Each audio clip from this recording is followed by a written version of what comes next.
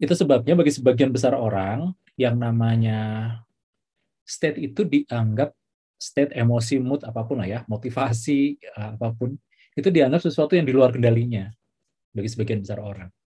Karena memang kita itu selama dari kecil sampai gede kan nggak pernah diajari tentang mengelola emosi tentang mengelola rasa kan. Muncul rasanya seakan-akan otomatis begitu saja. Seakan-akan itu sesuatu yang di luar kendali kita. Perasaan itu sesuatu yang di luar kendali. Padahal dengan latihan kita itu bisa melatih supaya kita bisa memilih state apa yang kita rasakan.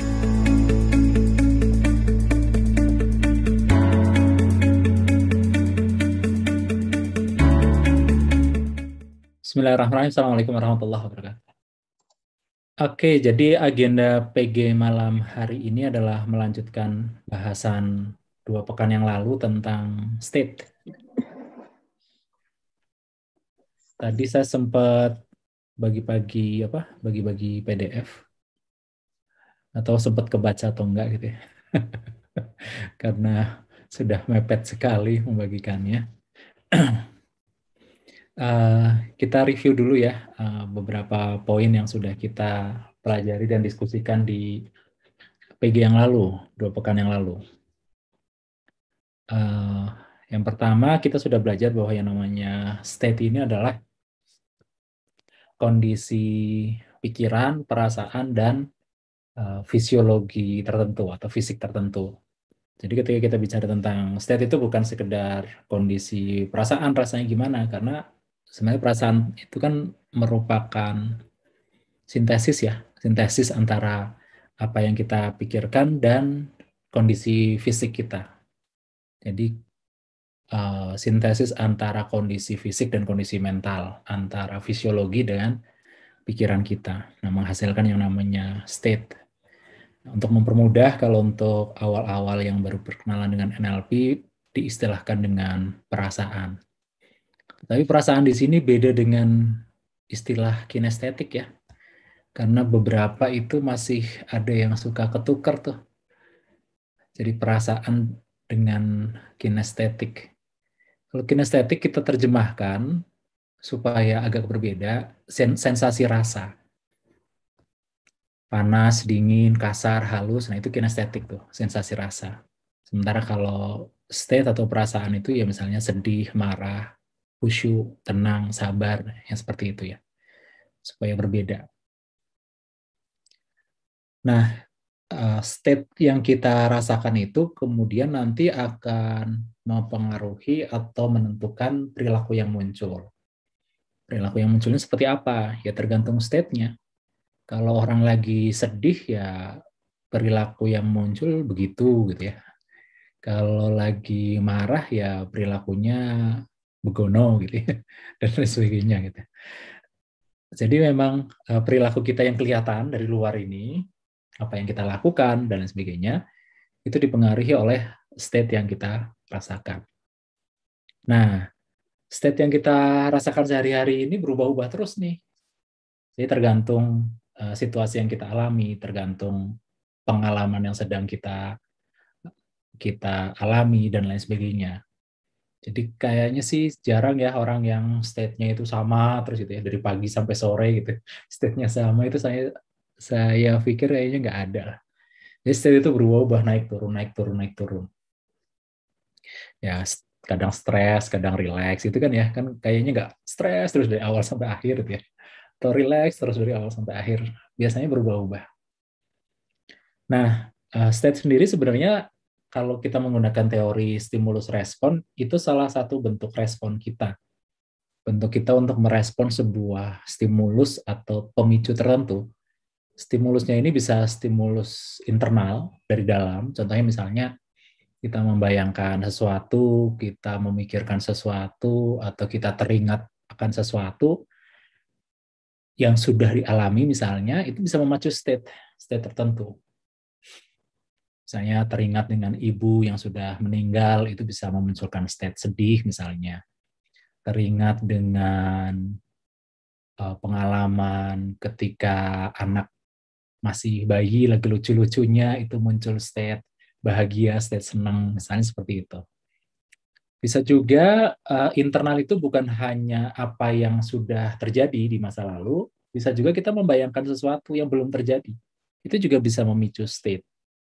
Jadi misalnya kita membayangkan, aduh ini pandemi kapan beresnya, ini kayaknya setahun lagi nggak mungkin, 2 tahun lagi nggak mungkin, itu dibayangin terus gitu ya.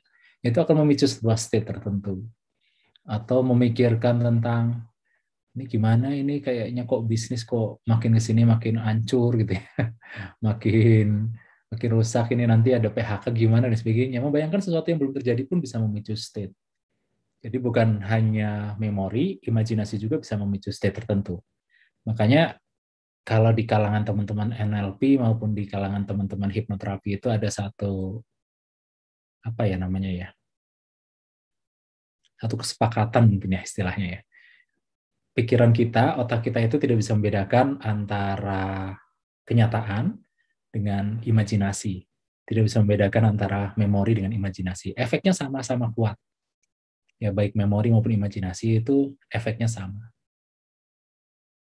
Itu yang internal. Jadi pemicunya bisa internal, ya apa yang kita pikirkan dan sebagainya. Nah, bisa juga stimulusnya itu dari eksternal, sikap orang lain, kejadian yang kita lihat, informasi yang kita dengar, dan sebagainya, itu bisa juga memicu state tertentu. Namun, kalau kita sudah belajar tentang human model of the world, kita akan tahu, oh oke, state-nya muncul karena pada saat kita mendapat informasi dari luar, stimulus dari luar, kemudian kita menerjemahkannya di dalam pikiran kita. Jadi sebenarnya ujung-ujungnya pemicunya tetap dari dalam sebenarnya. Pemicu dari luar diri yang eksternal itu sebenarnya hanya apa ya, hanya pengantar aja. Ujungnya state kita yang muncul itu seperti apa ya tergantung dari respon internal kita, respon pikiran kita. Jadi bisa dibilang state itu meta respon ya. Kalau pemicunya dari eksternal. Dari eksternal kemudian direspon oleh pikiran, pikiran menafsirkan, menerjemahkan, menginterpretasikan, kemudian pikiran ini direspon oleh tubuh kita dengan memunculkan state. Nah, kita juga sudah belajar bahwa ada 2 komponen pembentuk state. Apa aja? Masih pada ingat nggak? Apa yang mempengaruhi state? Ada 2 unsur, 2 elemen. Pertama adalah, fisiologis. ya betul, pikiran dan fisiologi. Jadi kondisi pikiran kita, gambar yang muncul di dalam benak kita, yang tadi saya sebutkan ya, suara-suara yang muncul di dalam benak kita, self-talk yang kita katakan, sensasi rasa yang kita ingat, apapun yang muncul di dalam benak kita, itu komponen pertama dari sebuah state. Itu bisa memicu state.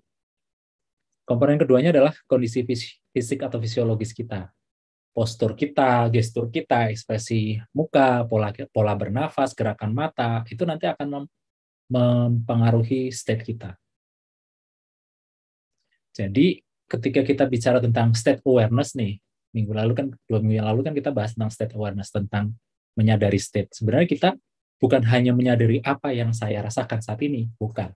Tapi kita juga menyadari ketika saya merasa begini, itu ada gambar apa yang muncul, ada suara apa yang muncul, ada self-talk apa yang muncul, ada sensasi rasa apa yang muncul di tubuh. Kemudian secara fisiologis, postur saya bagaimana pada saat merasakan perasaan tersebut, state tersebut. Gerakan saya kemana, gerakan mata saya kemana, ke atas, ke bawah, ke depan, ke samping, kanan, kiri, pola nafas kita seperti apa, dan lain sebagainya. Nah, ini perlu sering-sering dikenali, dilatih untuk dikenali, sebab kalau tidak, ya kita jadi buta rasa. Bukan buta rasa ya, tuna rasa. Lebih pas kayaknya istilahnya ya. Tuna rasa, jadi nggak sadar dengan state yang kita rasakan.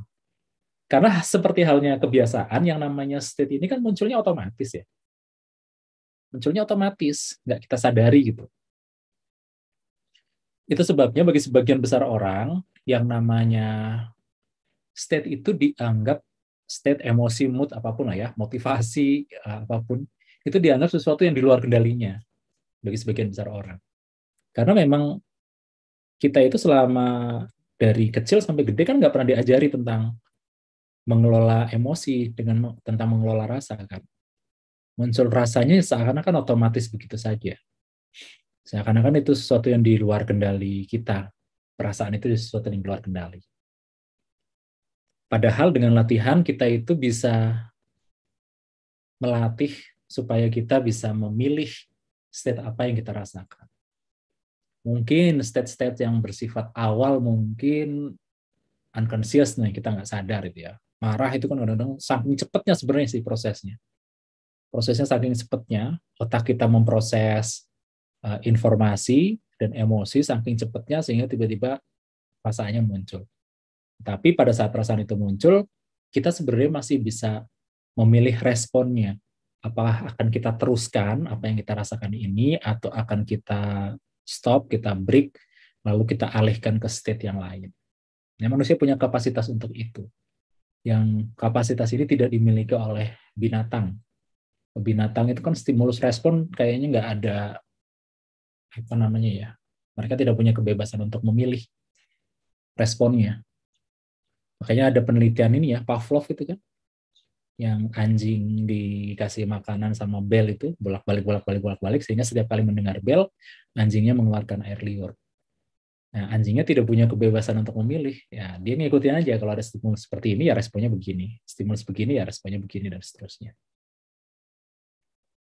Gitu. Nah, step awal sebelum kita belajar tentang mengelola state, mengubah state yang kita rasakan, yang perlu kita pelajari di awal, yang perlu sering kita latih adalah menyadari state-nya. Oke, ini state apa yang saya rasakan saat ini? Aku lagi ngerasa apa nih sekarang nih, gitu kan? Apa sih yang memicu? Apakah ada pemicu dari luar, eksternal gitu, kejadian tertentu, atau informasi tertentu yang kita lihat, dengar, atau rasakan, atau pemicunya dari dalam nih? Nah, kemudian apapun pemicunya ya, dari luar atau dari dalam, cek di dalam benak kita, ada gambar apa yang muncul, ada suara apa yang muncul, ada self-talk apa yang muncul, ada sensasi apa yang muncul. Terus kalau yang sudah belajar tentang submodality, berarti dicek submodalitasnya kayak apa, strukturnya kayak apa. Oh, ada gambar begini, gambarnya terang, berwarna, besar misalnya. Oh, ada suara begini munculnya dari sebelah kiri, dan seterusnya. Bagi yang sudah belajar. Yang belum belajar, belajarlah daftar ILC ya. Sayang gitu loh. Biar tuntas belajarnya gitu. Belajar NLP-nya. Kemudian kondisi fisiologis, kita cek kondisi fisiologis saat ini seperti apa saat merasakan state ini. Oh, saya ngebungkuk, kemudian mata saya cenderung lihat ke bawah, nafas saya berat, terus pendek-pendek, misalnya seperti itu gitu ya. Itu perlu dicek tuh. Nah, lalu terakhir kita cek apakah state semacam ini mendukung saya di situasi seperti ini atau justru menghambat saya. Nah, itu titik, istilahnya apa ya? Moment of choice. Titik keputusannya di situ. Awal memang pelan-pelan. Jadi belajar apapun awal itu pelan-pelan gitu. Jadi jangan pengennya ujuk-ujuk gitu ya. Udah belajar state management, belajar NLP, pengennya ketika dapat perasaan pengennya dapat jurus yang gini. Nanti bisa. Tapi awalnya pelan-pelan dulu supaya apa? Supaya kita paham prosesnya, ketika kita sering latih berulang-ulang, nanti lama-lama otomatis. Karena belajar mengelola state itu sama seperti kita ngebentuk kebiasaan baru. Karena selama ini kan munculnya state itu kan berdasarkan kebiasaan kita. Maka proses untuk melatihnya pun butuh waktu gitu. Kayaknya nggak mungkin lah ya hari ini belajar state management terus besok tiba-tiba udah jago banget ya. Kayaknya kecuali memang sudah ini ya, sudah punya kemampuan sebelumnya, nah, kemudian ini hanya memicu kemampuannya itu mungkin saja. Itu, jadi latihannya pelan-pelan, latihan menyadari aja dulu. Karena begitu kita sudah menyadari apa yang kita rasakan, itu sudah 50% kita bisa mengelola state-nya.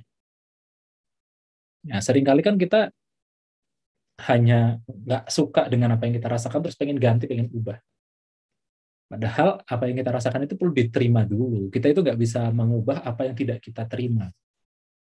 Terima dulu, baru kita ubah.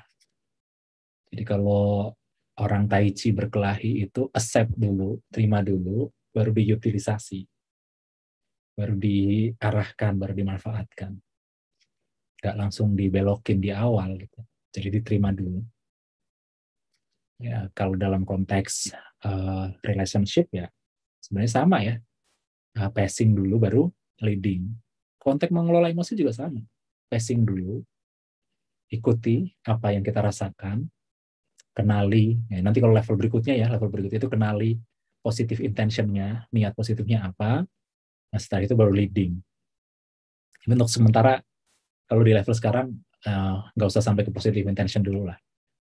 Latihan terima dulu aja. Sadari, kemudian terima. Setelah itu baru putuskan untuk diubah ke state yang lebih memberdayakan. Nah, itu bahasan tentang state awareness yang kita sudah pelajari di 2 pekan yang lalu. Nah, malam ini kita akan bahas tentang state management. State management itu apa? State management itu adalah kemampuan kita untuk memilih dan mengakses state yang kita butuhkan.